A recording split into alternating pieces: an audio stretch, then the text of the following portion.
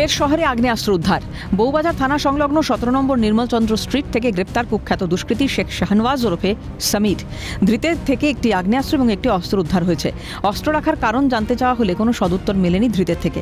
এর আগেও তার বিরুদ্ধে একাধিক মামলা ছিল। দীর্ঘদিন তাকে খুঁজছিলেন পুলিশ আধিকারিকরা। পাক সার্কাসের কুখ্যাত দুষ্কৃতী কলকাতা সহ বিভিন্ন জেলায় গা ঢাকা দিয়েছিল বলে পুলিশ সূত্রে খবর।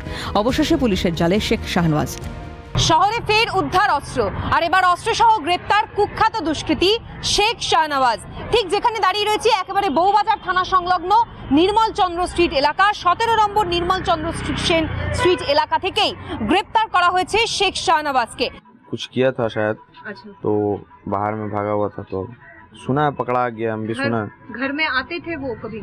हाँ आते थे पहले आते थे। हाँ अभी नहीं। काम तो बाउंसर था वो, अच्छा बाउंसर का काम करता था।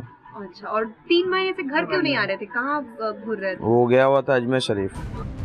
বউবাজার থানার পক্ষ থেকে ধৃতের বিরুদ্ধে 25/1A/29 ধারায় অস্ত্র আইনে মামলা রুজু করা হয়েছে। শহরে একের পর এক অস্ত্র উদ্ধারের ছবি সামনে এসেছে, কখনো শিয়ালদা তো কখনো অন্যত্র। এবার অস্ত্র সহ গ্রেপ্তার কুখ্যাত দুষ্কৃতীও। কিন্তু প্রশ্ন, এত আগ্নেয়াস্ত্র আসছে কোথা থেকে? বাংলা কি অস্ত্রের ভাণ্ডারে পরিণত হয়েছে? 26-এর আগে ভাবাচ্ছে রাজ্যবাসীকে। এই শেখ শাহনওয়াজকে দীর্ঘদিন পুলিশ আধিকারিকরা খুঁজছিলেন। পুলিশের খাতায় একেবারে ওয়ান্টেড ছিল শেখ শাহনওয়াজ।